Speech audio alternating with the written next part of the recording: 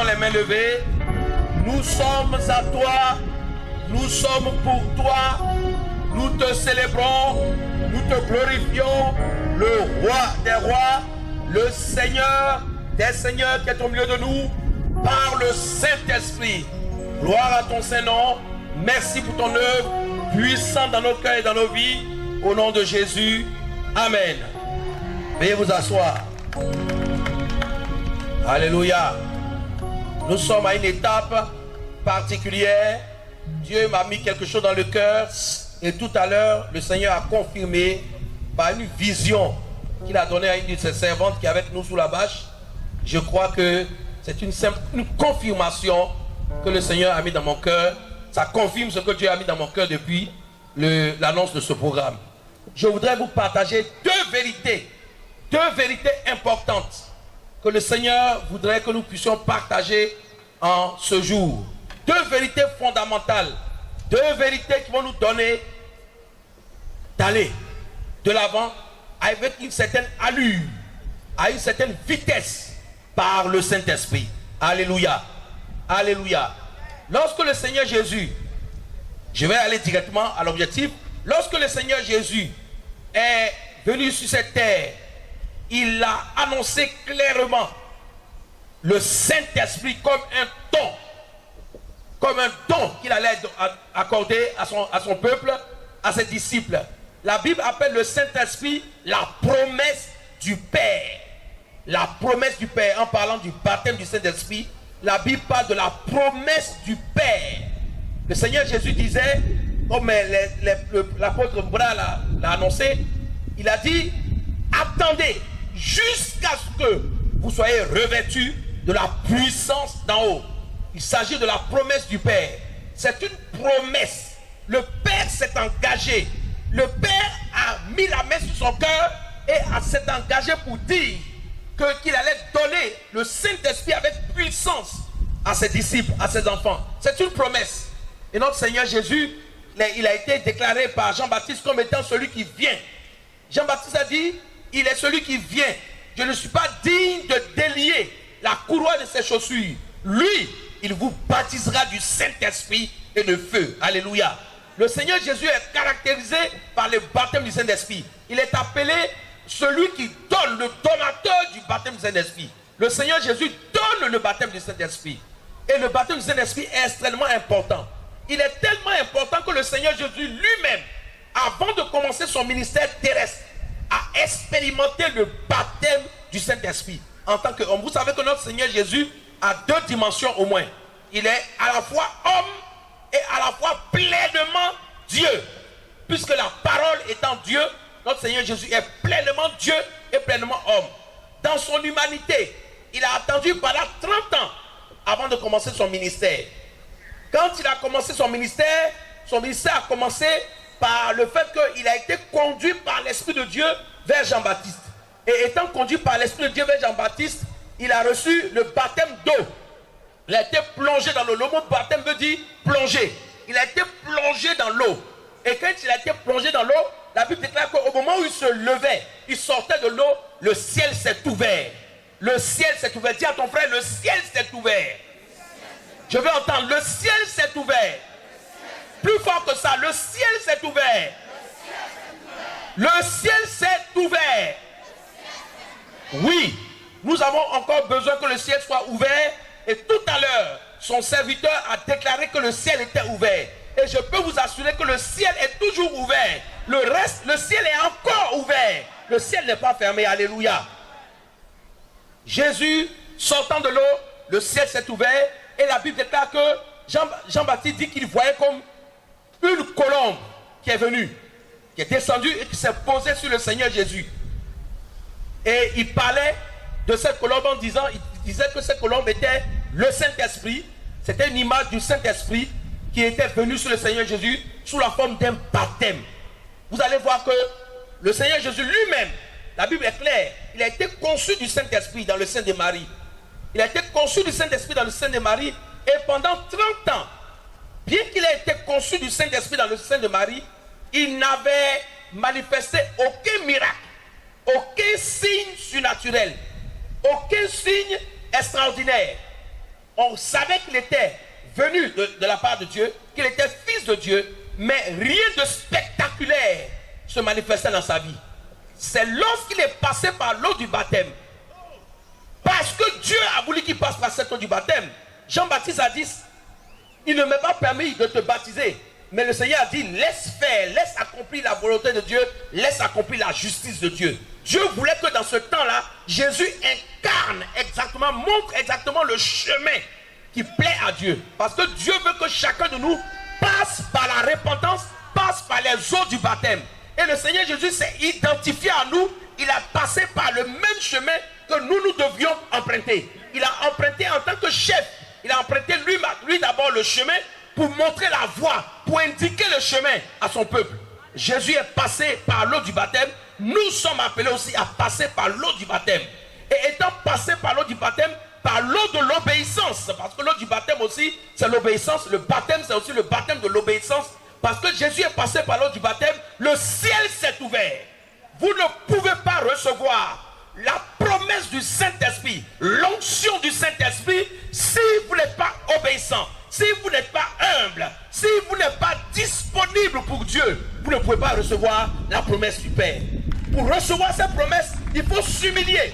Jésus, qui est Dieu, fait homme, a accepté de se mettre sous le ministère de Jean-Baptiste pour un temps, sous l'autorité de Jean-Baptiste pour un temps. Pourtant, Jean-Baptiste ne pouvait pas le baptiser en réalité. Mais il a dit, laisse accomplir la volonté de Dieu. Dieu peut permettre que pour un temps, vous passiez sous des tuteurs qui, au plan peut-être spirituel, sont moins que vous. Mais Dieu, dans sa justice, veut que vous passiez sous. Vous passiez sous. Vous passiez sous. Vous passiez sous. Avant de passer au-dessus, on commence par passer en bas. Et le problème aujourd'hui, c'est le sous là qui est le problème. La génération précipitée qui veut être au-dessus sans passer sous. Jésus notre Seigneur est passé sous l'autorité de Jean-Baptiste. Et quand il est passé par cet endroit, le ciel s'est ouvert. Le ciel s'est ouvert. Il y a des choses que Dieu t'a promises qui ne pourront pas s'ouvrir tant que tu ne passes pas sous. Tu dois passer sous. Comme l'homme de Dieu l'a annoncé ici. Mon père spirituel, le pasteur Candy Bernard, il a dit clairement que le chameau passe sous. Sous. Il doit se plier. Et souvent, pour que Dieu t'ouvre les portes, il te fait te plier. Tu dois te plier à quatre. Parce qu'après ce sacrifice, le ciel va s'ouvrir. Le ciel va s'ouvrir. C'est le prix à payer. C'est aussi la croix. Jésus est passé par là. Le ciel s'est ouvert. Et après avoir reçu le baptême du Saint-Esprit, la Bible déclare que le Seigneur Jésus fut conduit par l'Esprit dans le désert, où il fut tenté par le diable pendant 40 jours. Et à la suite, la Bible dit Jésus, rempli du Saint-Esprit. Après le baptême d'eau, il dit que Jésus, rempli du Saint-Esprit, fut conduit par l'Esprit dans le désert.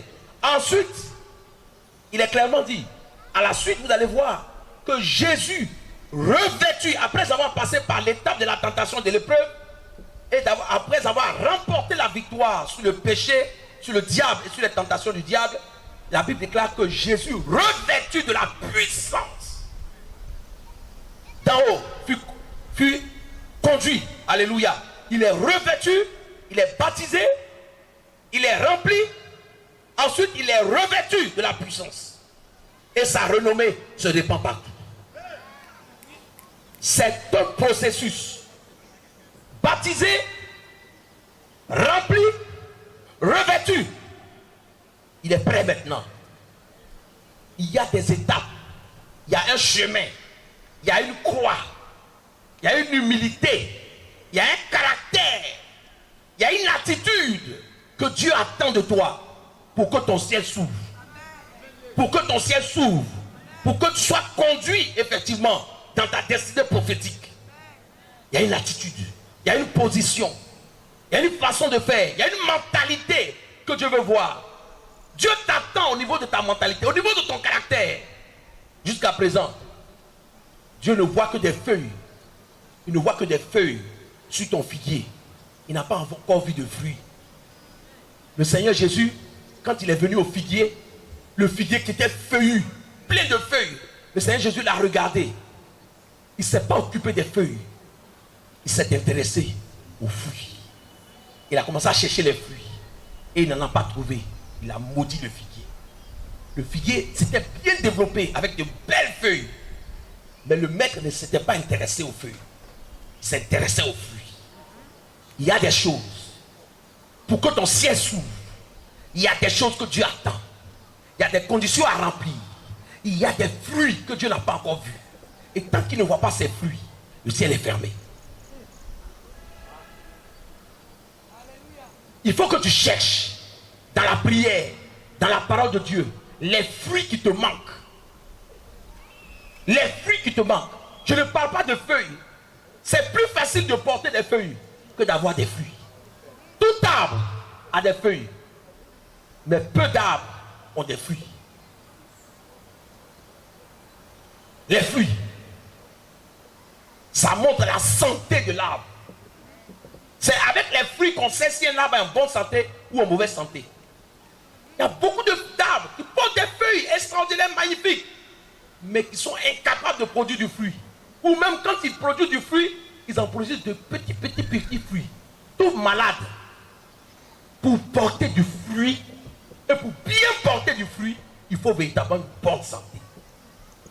C'est pourquoi, fais attention, Dieu n'est pas contre le fait que tu sois rempli. Dieu veut te donner l'onction jusqu'à déborder. La Bible déclare que Dieu, Jésus lui-même est la plénitude de la divinité. Et le Seigneur Jésus est allé jusqu'à dire à ses disciples, ils feront des signes plus grands que moi. C'est les signes même que moi j'ai fait, ils en feront de plus grands. Le Seigneur est prêt à nous bénir au-delà de toute limite.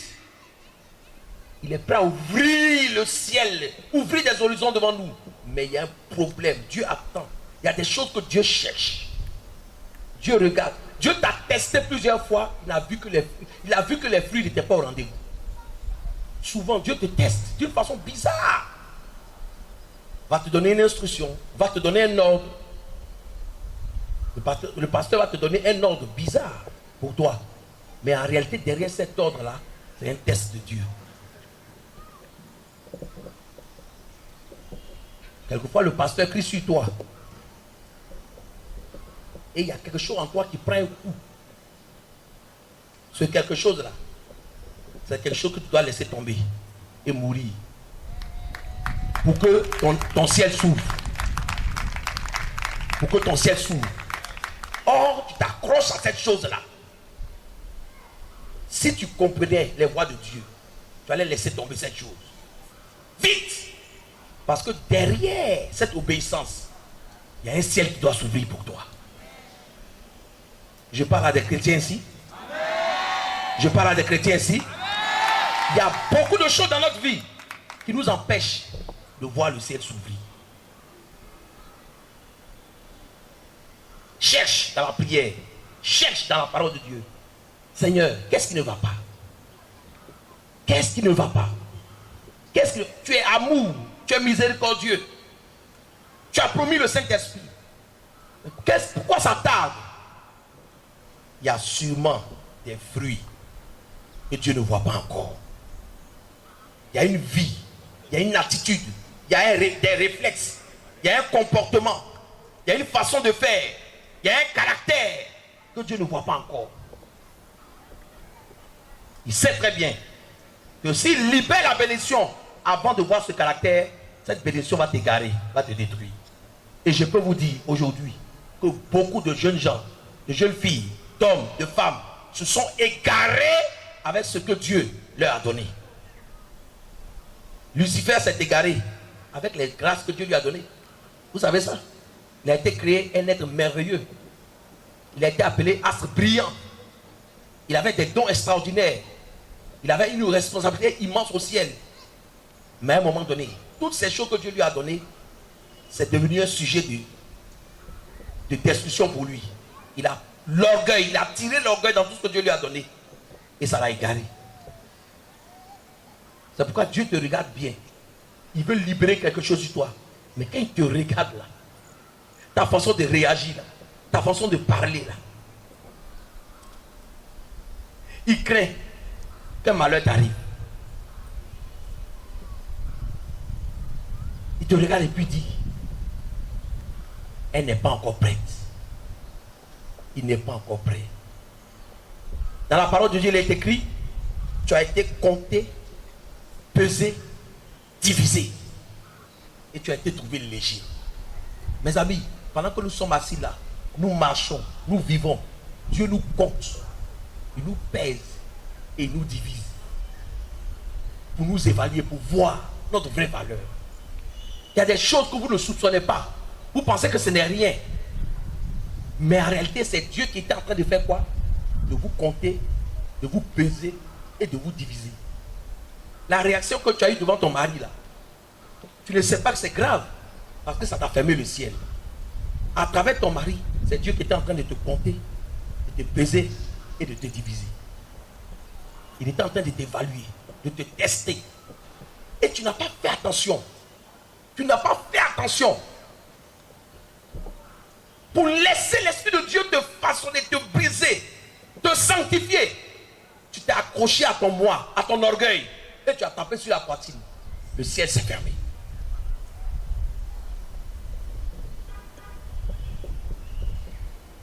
Là où Dieu s'attendait à ce que tu demandes pardon, bien que tu aies raison.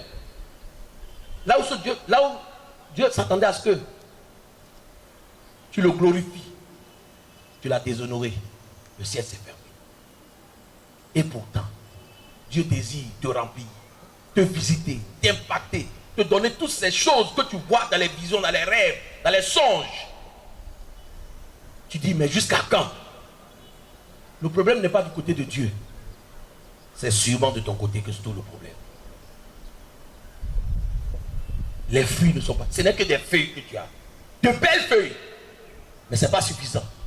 Le maître veut plus que les feuilles. Il veut des fruits. Il veut des fruits. Il veut des fruits. Il veut quelque chose de fort, de profond, qui a du goût, qui a de la saveur. Il veut la réalité. Il veut du concret. Il veut du concret dans ta vie. Et jusqu'à présent, tu es léger, tu es superficiel. Ce n'est pas concret. Ta spiritualité n'est pas concrète. Tu es chrétien le dimanche, mais lundi, mardi, mercredi, jeudi, vendredi, samedi, tu es païen. Et dès que tu arrives à l'église, tu portes le masque de la chrétienté. Donc tu as une vie chrétienne qui n'est pas concrète. C'est comme de la comédie. Ton ciel ne peut pas s'ouvrir. Parce que Dieu est esprit. Et on ne se moque pas de Dieu. Ce qu'un homme aura semé, il va le récolter. Ce séminaire dans lequel Dieu t'a envoyé, il est dénommé transformation. Parce que Dieu veut que la transformation commence enfin dans ta vie. Il y a trop longtemps que tu es dans les églises, que tu sillonnes les églises, mais il n'y a pas encore une véritable transformation. L'église est pour toi comme une crème que tu as mis sur le corps, comme de la peinture, ou bien comme un parfum. Quand Dieu te regarde, quand il te regarde bien, quand il te pèse, tu es léger. Tu es léger. Tu es léger. S'il libère dans ta vie les promesses qu'il t'a données, s'il déploie sa gloire sur toi, c'est la honte, c'est le déshonneur. Tu vas suivre le même chemin que Lucifer a suivi. Tu vas lui faire honte. Le Seigneur te demande, est-ce que tu es prête, ma fille, à faire du concret? Mon fils, est-ce que tu es prêt à faire la réalité? Est-ce que tu es prêt à quitter le stade de la comédie pour devenir véritablement ce que ma parole dit? Si tu es sincère, véritablement sincère, ton ciel va s'ouvrir. Ton ciel va s'ouvrir. Ton ciel va s'ouvrir. Alléluia. Dieu va vous bénir. C'est déjà arrêté. La bénédiction a déjà commencé. Et ce qui vient, ce sera terrible tout à l'heure. Dieu a déjà arrêté les choses. C'est déjà arrêté. Nous ne faisons que dire ce que Dieu veut faire. Mais il y a une attitude que Dieu attend. Il y a une attitude. Dis à ton frère attitude. Encore. Encore. Dis-lui bien, attitude. Changement de mentalité. De position. De comportement. De réaction. Il y en a qui disent, c'est mon comme ça. C'est ce comme ça là qui te fait le ciel. La Bible déclare, faites mourir en vous les œuvres de la chair par le Saint-Esprit. Faites mourir, ça veut dire quoi? C'est vous qui devez décider de faire mourir. Ça ne va pas mourir comme ça. C'est votre volonté. Vous devez agir pour que la chose meure. Vous comprenez? Beaucoup de gens pensent que la sanctification c'est naturel. Je n'arrive. Si tu n'es pas décidé, tu ne vas jamais vivre une vie de sanctification. Ça passe par ta volonté. Tu dois décider de plaire à Dieu. Et quand tu décides, tu agis dans ce sens-là. Faites mourir. Tu vas regarder dans ton répertoire tous les noms des filles que tu as enregistrées et leurs contacts, tu vas les effacer. Faites mourir en vous les œuvres de la chair par le Saint-Esprit. Ça passe par une décision. Il y a des décisions qu'on prend pour suivre Dieu, pour que le ciel s'ouvre. Il y a des engagements, il y a des décisions, il y a des attitudes qu'on change. Mais si tu es comme ça, tu te lèves, toujours tu dis la chair est faible. La chair est faible. C'est ton verset. La chair est faible, mais l'esprit est bien disposé. Ce n'est pas le seul verset de la Bible. La Bible dit aussi de faire mourir les œuvres de la chair par le Saint-Esprit. Parce que la chair est faible, Dieu te donne le Saint-Esprit pour que tu puisses mener une vie surnaturelle. Parce que la chair est faible, Dieu te donne un esprit surnaturel pour que tu vives dans le surnaturel. Par le Saint-Esprit. Alléluia. Faites mourir. C'est toi qui dois tuer. Ce n'est pas Dieu qui doit faire ça. Ça, c'est ton rôle. Tu dois faire mourir. Tout ce qui est charnel en toi, tu dois détruire ça.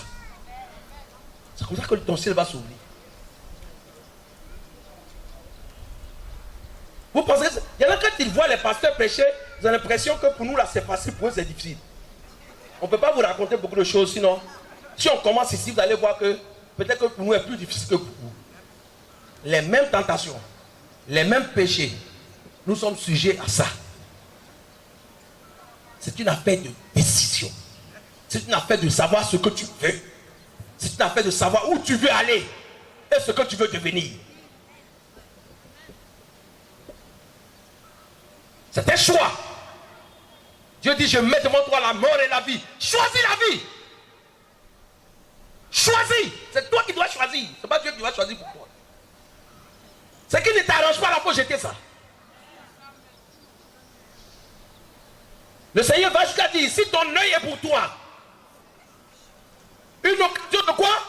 De chute. Arrache. C'est toi. C'est toi qui dois faire le travail. Le combat contre le péché, c'est un combat volontaire qu'on mène avec acharnement. Parce que le péché nous prive la gloire de Dieu. C'est pourquoi il ne faut pas accepter. Si le péché s'attache à toi, c'est pour empêcher que ton ciel s'ouvre que le péché s'attache à toi. C'est pourquoi tu dois combattre le péché. Et quand tu vas t'engager dans ce combat, le Saint-Esprit va se déployer dans ta vie. Mais jusqu'à présent, Dieu regarde. Tu n'es pas encore fâché, tu n'es pas encore en colère contre le péché. Tu caresses la chose. L'apôtre allait juste à dire, jusqu'à présent, vous n'avez pas lutté contre le péché jusqu'au sang. Moi, je pensais que c'était le Seigneur qui faisait tout. Non, non, non, non, non. Le Seigneur a fait pour lui à la croix. Nous, avec le Esprit de Jésus-Christ, nous devons faire mourir maintenant les œuvres de la chair. La Bible déclare que celui qui est à Christ a crucifié la chair et ses passions. Il a crucifié déjà. Jésus, en mourant à la croix, il a déjà crucifié notre chair et nos passions. Cette chair qui fait le malin dans ta vie a déjà été crucifiée. Et la Bible déclare que voyez-vous comme étant mort. Voyez-vous comme ça. Acceptez que cette chair a été crucifiée. Ne dites pas la chair est faible, mais l'esprit est bien disposé. Non, non, non, non, non. La Bible dit voyez-vous comme étant mort au péché et vivant pour Dieu. Alléluia. Voyez-vous. C'est quand vous allez vous voir ainsi que vous n'allez plus permettre à ce péché-là de s'élever en vous. Chaque fois que vous allez soulever la tête, vous allez le frapper.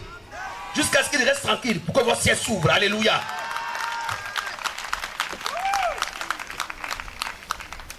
Gloire à Jésus. Gloire à Jésus. Je termine. Le Seigneur dit, il y a quelque chose qui va vous aider beaucoup dans ce combat. C'est le parler en langue. Jésus a dit, voici les signes qui accompagneront ceux qui ont cru. Ils parleront de nouvelles langues. Le parler en langue est le signe initial du baptême du Saint-Esprit. Mais ce n'est pas pour rien. C'est le moyen par lequel la dynamite de Dieu, qu'on appelle dynamus en grec, se met en action. Vous recevrez une puissance, acte 1:8. Ça veut dire, en grec, c'est vous recevez une dynamite, une bombe. Quand tu as reçu cette bombe, pour activer la bombe, pour que la bombe, qui est qu'une bombe à neutrons, puisse éclater, exploser et brûler tout son passage, Dieu t'a donné un détonateur. Et le détonateur, c'est de parler en langue. Tu es converti à Jésus, tu t'es donné au Seigneur, tu as été lavé par le sang de Jésus, tu as le Saint-Esprit, tu as été baptisé du Saint-Esprit. Ce parler en langue que tu as reçu, c'est pour activer l'énergie, la puissance, la charge divine en toi et augmenter cette charge-là pour faire mourir en toi les œufs de la chair et te propulser dans ta destinée prophétique.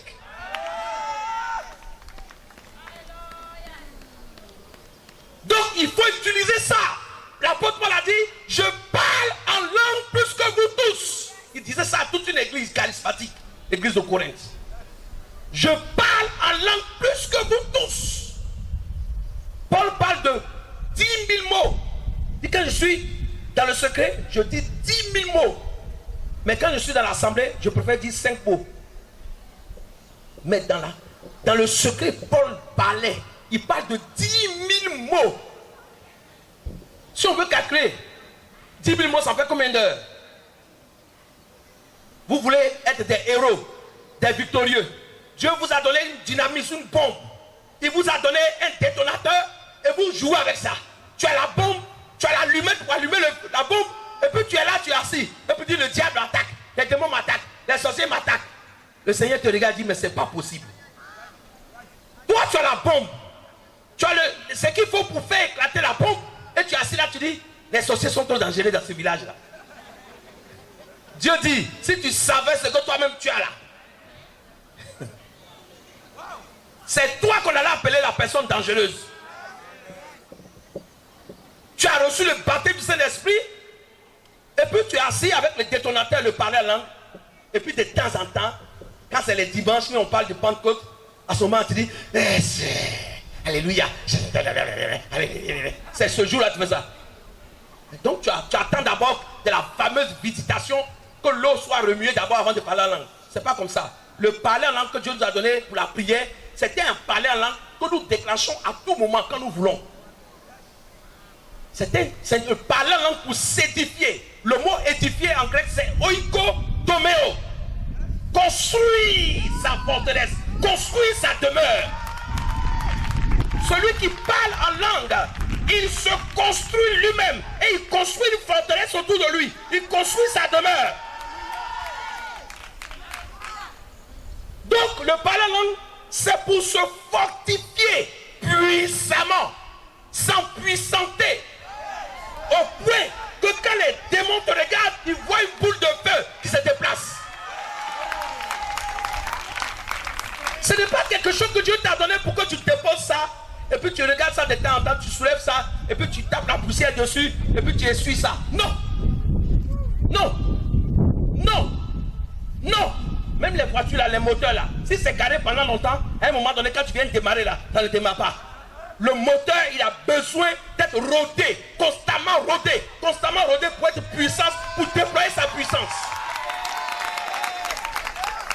Tu as reçu le baptême du Saint-Esprit, c'est pas pour parler tout le temps ton français là. Seigneur, tu vois, tu es magnifique, tu es extraordinaire, tu es le Dieu El Shaddai, tu es l'étoile brillante du matin. C'est bien de dire ça. Mais ce que tu es en train de dire là, le Saint-Esprit sait dire ça 1000 fois plus que toi, 10 000 fois plus que ça. Le Saint-Esprit est plus efficace que toi dans la prière. Ce n'est pas ton français qui peut épater le ciel. Ton anglais ne peut pas épater le ciel. Est-ce que je vous ai dit de ne pas parler, de ne pas prier en français? Non.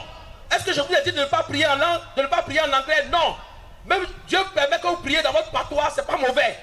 Mais passez plus de temps. Dis à ton frère plus de temps. Plus de temps. Plus de temps. Plus de temps. Plus de temps. Plus que Dieu vous appelle à une vie surnaturelle, utilisez le langage surnaturel plus que le langage naturel. Pour que devenir des hommes surnaturels. C'est ça qu'on n'a pas enseigné beaucoup au peuple de Dieu. Ce qui fait que les gens sont baptisés Saint-Esprit, mais ils traînent les tares. Les mêmes tares là, ils ont toujours ça dans leur vie. Pourtant, il y a une bombe et il y a un détonateur.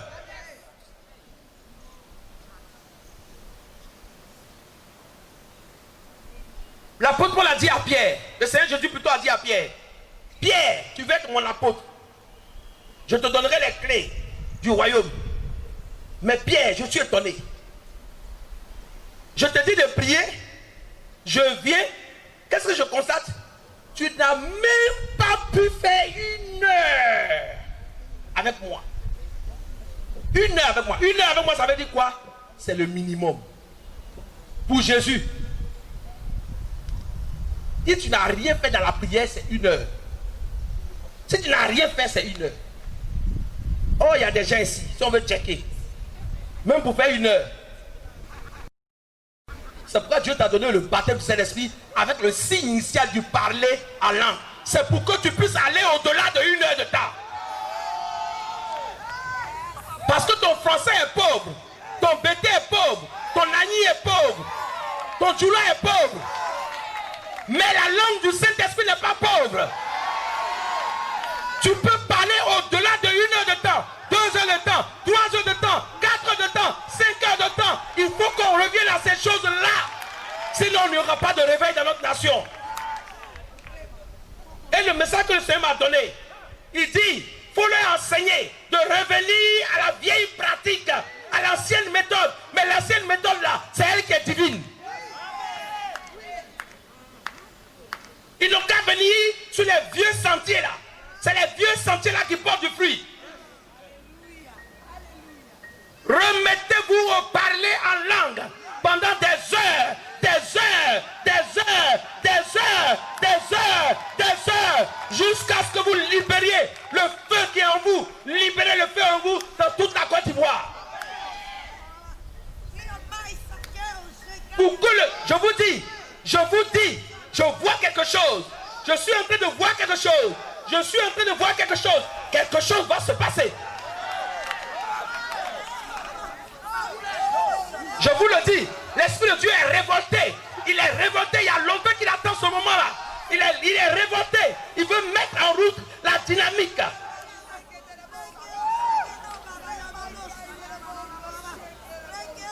Dieu ordonne que tu sois puissant. Ce n'est pas pour rien. Parce qu'avec cette puissance, il peut faire bien au-delà de ce que tu penses et ce que tu imagines. Elle dit, Seigneur, fais ça. Seigneur, touche-le. Seigneur, fais ça. C'est ta prière humaine. Mais qu'est-ce que le Saint-Esprit dit quand tu parles en langue? Tu ne sais pas. C'est plus efficace. Le Saint-Esprit connaît exactement où se trouvent les boulons. Comment les serrer, comment les desserrer. Il sait comment couper les fils. Il sait l'opération à faire. L'Esprit de Dieu connaît. Il ne se trompe pas de cible. C'est pourquoi prie en langue longtemps pour que Dieu puisse déraciner ou planter ce qu'il veut. Dieu puisse faire les réglages qu'il faut dans ta famille. Prie plus en langue. Parce que tu peux te tromper. Seigneur, tu vois, oh, cette sorcière de la famille, pour bloquer ses attaques. Oh, elle n'est pas sorcière. Et toi, tu la vois comme sorcière, tu dis, Seigneur, bloque cette sorcière. Oh, c'est pas elle. C'est celle qui est à côté là qui est sorcière. Mais quand tu pries en langue, l'Esprit de Dieu oriente les missiles vers la personne qui est à côté ici. C'est pourquoi le diable ne veut pas qu'on révèle ce secret à l'église.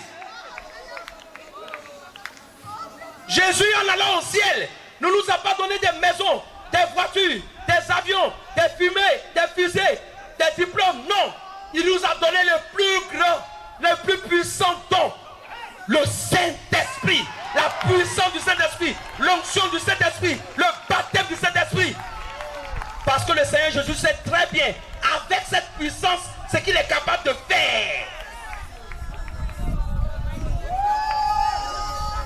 Commencez à apprendre à parler en langue longtemps, jusqu'à ce que Dieu brûle, brûle, brûle, brûle, déracine, déracine, consume et mette le diable en déroute. Il y a des choses qui sont dans votre vie que Dieu veut brûler, mais vous n'avez pas suffisamment allumé le feu. Ce vieux caractère-là, Dieu veut le brûler, mais il faut allumer le feu. Quand vous priez, priez, priez en langue, les démons sont bien de partir. Oh, Dieu est plus intelligent que nous. Il est plus fort que nous. Il est avantageux que je m'en aille. Quand je m'en serai allé, le consolateur viendra. L'esprit de vérité que le monde ne peut pas recevoir. Parce que pour recevoir cet esprit-là, il faut être lavé par le sang de Jésus d'abord. C'est une bénédiction extraordinaire, une bénédiction magnifique, une bénédiction géniale, une bénédiction inouïe. Oh, deuxième vérité, je libère. Troisième vérité, excusez-moi. Et je termine par là. Voici le Seigneur me dit. Le Seigneur dit que c'est le temps. C'est le temps de dire à mes enfants de dominer ou de régner dans la nuit. Il dit, je peux faire une étude pendant une semaine dessus. Lisez dans vos Bibles, vous allez voir tous les grands miracles que Dieu a fait pendant la nuit. Lisez dans votre Bible, vous allez voir. D'abord la nuit, est-ce que c'est le diable qui a créé la nuit? Si tu dis que c'est le diable qui a créé la nuit, c'est que tu ne connais pas ta Bible. La nuit là appartient à Dieu aussi bien que le jour. Et j'ai constaté dans la parole de Dieu que Dieu parle aussi bien la nuit que le jour.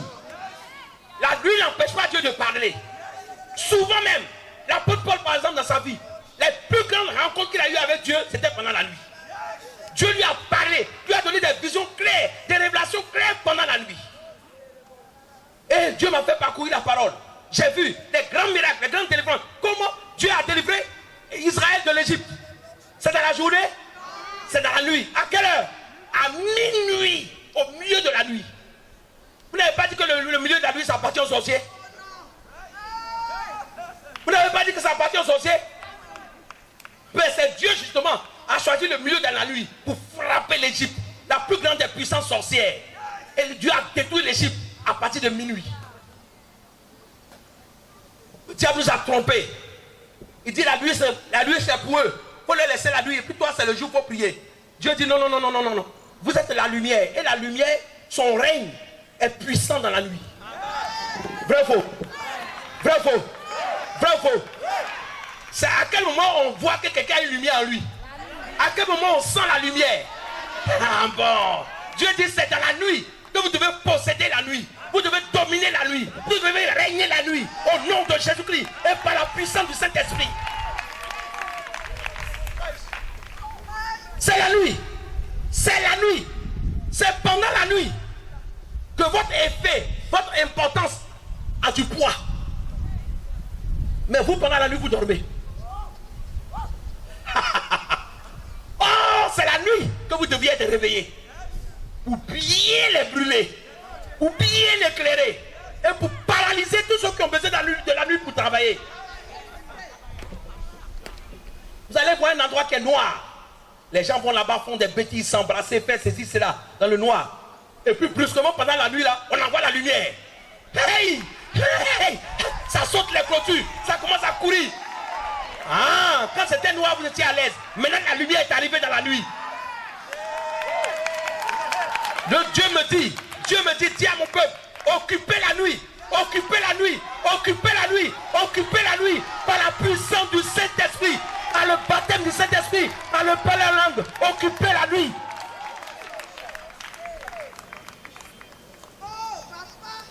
Occupez, dis à ton frère, occupe, occupe, occupe, dis à ton frère, positionne-toi, positionne-toi. Et le Saint-Esprit veut occuper nos nuits. Il veut que nous régnions la nuit. La nuit. Ton règne doit commencer la nuit. Et c'est terminé le jour. Il commence la nuit. Tu poses tes valises dans la nuit. Tu installes ton dossier dans la nuit. Ton siège. Ta victoire commence depuis la nuit. Et ça te suit jusqu'au jour. C'est de ça qu'il s'agit. On va quitter nos chaises. C'est un rendez-vous divin. On va s'avancer. On va s'avancer. On va quitter les chaises. Dieu. Tout ce que les hommes, tout ce que Dieu a libéré au travers de ses serviteurs, depuis qu'on est là. Vous pensez que des choses ne sont pas passées? Des choses terribles se sont passées. Mais le Seigneur attendait cette fin-là simplement pour déclencher quelque chose. La chose qui a été libérée, qui est là depuis qu'il plane là, ça va maintenant descendre puissamment. Avancez vite. Pour recevoir. Dieu va vous moindre. Pour faire quoi? Pour que vous tuiez la chair. Hein? Pour que vous parliez en langue plus que le langage humain. 2. Et pour que vous occupiez la nuit. Vous dominiez dans la nuit, vous régnez dans la nuit. Voici les 3 raisons pour lesquelles l'onction va venir maintenant. C'est d'une façon puissante. D'une façon puissante. Je demande à tous les serviteurs de Dieu qui sont avec nous, le directoire ISOM, d'avancer. C'est le temps de la grande infusion.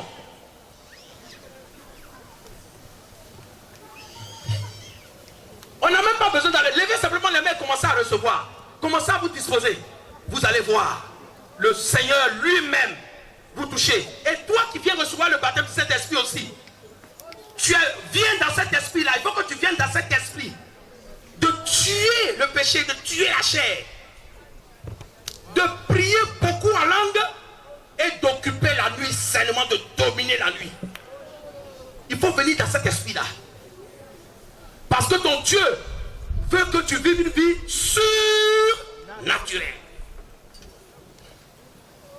C'est une décision. Changement de position, changement de programme, changement de stratégie. Pour occuper la nuit, on dort tôt.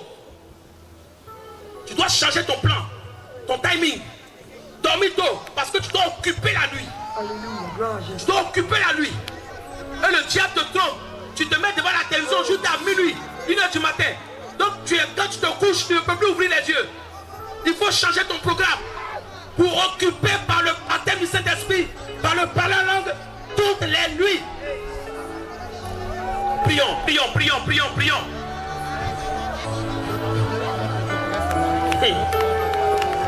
Oh Père, Père, Père, Père, Père, Père, Père, Père, Père.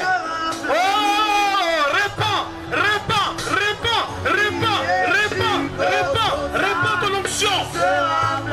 Répands ton onction. Renouvelle les dons. Renouvelle les dons. Tu veux ton time, tu seras plané. Répands, répands, répands, répands, répands, répands, Tu seras plané.